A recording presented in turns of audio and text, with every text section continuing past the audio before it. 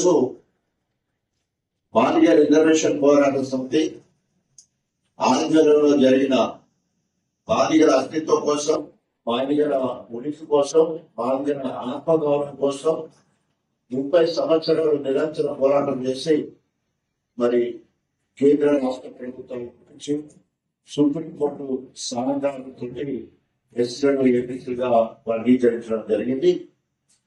దానికి గాను దాదాపు 9 మంది మాదిగ నాయకులు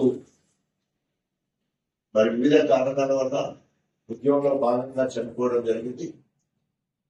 ఈరోజు మార్చి 1వ తారీఖు మాదిగ అమరవీరుల దినోత్సవంగా ఘనంగా జరుపుకుంటున్నారు.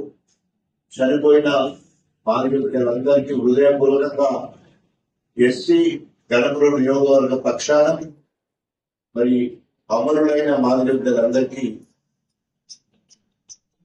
ఘనమైన నివాళులు అర్పిస్తున్నాం.